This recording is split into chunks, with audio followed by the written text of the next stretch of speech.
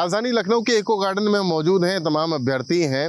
बेरोजगारी को लेकर तमाम राजनीतिक दल बातचीत करते हैं, लेकिन एक भर्ती प्रक्रिया संदेह के घेरे में है। यूं कहें कि आमने सामने डिप्लोमाधारी और डिग्रीधारी आ चुके हैं। क्या पूरा माजरा है?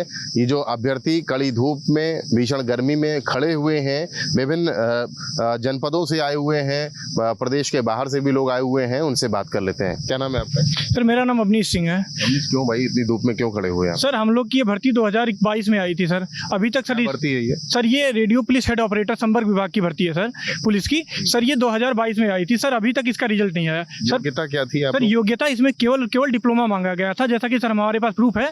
सर इसमें केवल मांगा गया 3 वर्षीय डिप्लोमा या उसके समकक्ष। तो सर इसमें क्या हुआ, कुछ डिग्री धारक जो भी है, डिग्री धारक वाले आके इसमें जबरदस्ती अनैतिक रूप से फॉर्म को फिलअप किए। डिग्रीधारी आ गए, अनैतिक रूप से आ गए, आप कह रहे हैं। तो जो भर्ती बोर्ड है वो जो एलिजिबिलिटी क्राइटेरिया देता है, उन्होंने चेक नहीं किया क्या? जी एलिजिबल, उनका कहना है कि हमारे पास जो फॉर्म का डिजाइन था वो डिप्लोमा के लिए था। ये लोग जबरदस्ती जाके अदर में अपनी यूनिवर्सिटी चूज किए, उसके बाद वहां से फॉर्म फिलअप कर दिए। उसके बाद ये लोग 500 का पेमेंट किए, जो कि भर्ती बोर्ड का था। जब आप लोगों ने भी जी हम लोगों ने भी जो किया 400 का जो पेमेंट था, जब ये पेमेंट कर दिए तो भर्ती बोर्ड के पास इतनी टेक्नोलॉजी नहीं है। उन्होंने जो पेमेंट किया सबका एडमिट कार्ड जारी कर दिया गया। जब एडमिट कार्ड जारी कर दिया गया, ये लोग पेपर भी दे दिए, एग्जाम भी दिए। पेपर था? पेपर सर ये था 30-31 तारीख को, 3 शिफ्टों में पेपर था। तो सर ये प्रक्रिया 2021 से चलती आ रही है। इसमें सर हम लोग के पास मेल से लेकर सब कुछ था। इसमें केवल और केवल डिप्लोमाधारियों के लिए वैकेंसीज आई थी, क्योंकि सर इसमें आदमी 10th करता है, 10th के बाद सर डिप्लोमा कर लेता 3 साल का। क्यों? उसके बाद सर ये हम लोग वेट करते हैं कोई डिप्लोमा की वैकेंसीज आए। सर 2018 से कोई वैकेंसी डिप्लोमा के लिए नहीं आई थी। हम लोग सर 2018 से तैयारी कर रहे हैं। जब सर ये 936 पोस्ट की वैकेंसीज आई, सर हम लोग के दिल में थोड़ी आस आई कि 936 वैकेंसीज आई, हम लोग कहीं सेलेक्ट हो जाएंगे। सर जितने भी डिप्लोमा लोग, जितने बच्चे करते हैं सर, वो या तो गरीब परिवार के रहते हैं या सर मध्यम वर्ग के परिवार के रहते हैं। उनके पास सर पैसों की कमी रहती है, इसलिए वो डिप्लोमा कर लेते हैं। सर जब डिप्लोमा हम लोग किए, 936 हमारे लिए आया, तो सर इसमें जबरदस्ती कुछ डिग्री धारक घुस गए, जिसकी वजह से सर हम लोग एग्जाम भी दे दिया सर। और फॉर्म का डिजाइन भी नहीं था उनके अनुरूप। उन लोगों से भी बात हुई हमारी, तो वो कह रहे हैं कि उनके 80% के आसपास मार्क्स आएंगे। और उसमें उन्होंने भी प्रमाण दिखाने की कोशिश की कि उन्होंने आरटीआई के माध्यम से, आईआरएस के माध्यम से, तमाम माध्यमों से, सरकार से और भर्ती बोर्ड से सवाल के जवाब मांगे। तो उसमें उनको मिला कि भाई डिग्री भी एलिजिबल है। नहीं सर, डिग्री का भी एलिजिबल था ही नहीं, क्योंकि स्टार्टिंग से सर 2022 का हमारे पास मेल है। उन्होंने जो हमसे बात करी, उन्होंने हमसे, हाँ ये भी दिखाते रहिए आप, हाँ एक मिनट, उन्होंने भी हमसे बात करी। उन्होंने कहा कि 16 तारीख को, यानी 16 अभी तारीख का, उनके पास एक आरटीआई आया जिसमें ये कहा गया कि डिप्लोमा के साथ साथ डिग्री भी एलिजिबल। जी सर, सुप्रीम हाई कोर्ट का वर्डिक्ट है, हम किसी भी इलेक्ट्रॉनिक्स एविडेंस को नहीं मानेंगे। हम लोग सर हाई कोर्ट में केस किए गए थे, क्योंकि सर हम लोग भी आरटीआई मेल लेके गए थे, तो हाई कोर्ट के जज ने ये कह के खारिज कर दिया गया। हम लोग रिजल्ट पे स्टे लेने गए थे, उन्होंने ये कह के खारिज कर दिया कि हम किसी भी प्रकार के इलेक्ट्रॉनिक्स एविडेंस को नहीं मानेंगे, जो प्रूफ है उसको मानेंगे। सर नियमावली की बात आप कर लीजिए या विज्ञापन की बात कर लीजिए। नियमावली विज्ञापन में सीधा सीधा लिखा गया है 3 वर्षीय डिप्लोमा या उसके समकक्ष। अच्छा, उनको आगे भी बात कर लेते हैं। अच्छा ये बताइए कि वो लोगों का कहना है कि बीच में बदलाव किया जा रहा है नियमों में। पहले जब विज्ञप्ति निकली थी, जब विज्ञापन निकला था, तो डिप्लोमा और डिग्री दोनों की बात कही है। सर ऐसा कुछ नहीं है। भर्ती बोर्ड का पहले से ये था निर्णय कि भर्ती जो भी होगी विज्ञापन नियमावली से होगी, ठीक है।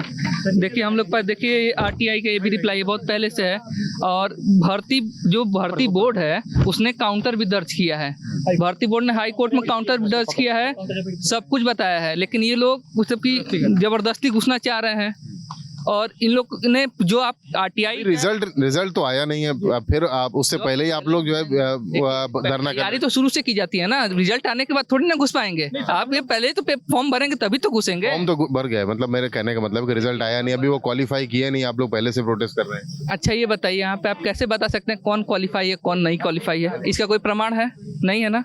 फिर और बात ये भी हुई कि जो ये लोग कह रहे हैं कि आईजीआरएस का रिप्लाई, तो प्रश्न पूछने के कई तरीके होते हैं। उन्होंने किस तरीके से वहाँ पर प्रश्न पूछा है मेल में, अब ये कि भर्ती के बारे में क्या जानना चाहते हैं वो लोग, नहीं, उनका ये कहना है कि भाई वो डिप्लोमा से ज़्यादा 4 साल उन्होंने डिग्री ली है, बीटेक की डिग्री ली है और वो ज़्यादा पढ़े लिखे हैं, ज़्यादा एलिजिबल हैं, ज़्यादा योग्य हैं इस मामले में। आप सर, हम ये लोग जो डिग्री धारक हैं, कोई भी हमको सर GGO यानी गवर्नमेंट ऑर्डर या कोई सर ऑफिशियल नोटिस दिखा दे जिसमें ये लिखा गया बीटेक एलिजिबल था।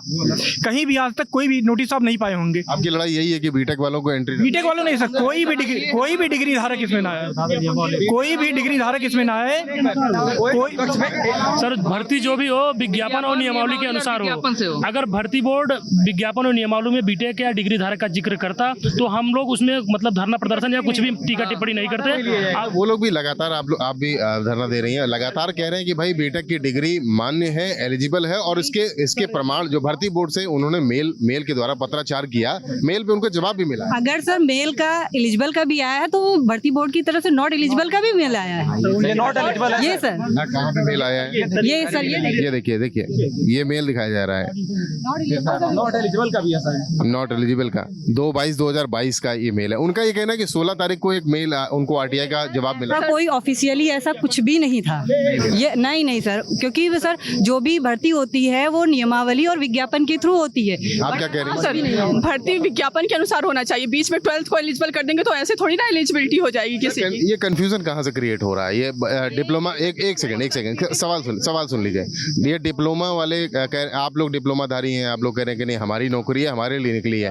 बीटेक वाले कह रहे हैं कि डिग्री वालों के लिए भी एलिजिबिलिटी है। कंफ्यूजन कहाँ से हो रहा है? कुछ चैनल वाले जैसे रोजगार भी अंकित हुआ, यूट्यूब पे कुछ चैनल वाले बता दिए कि ऐसे ही बीटेक एलिजिबल है तो उन्होंने फॉर्म फिल कर दिया।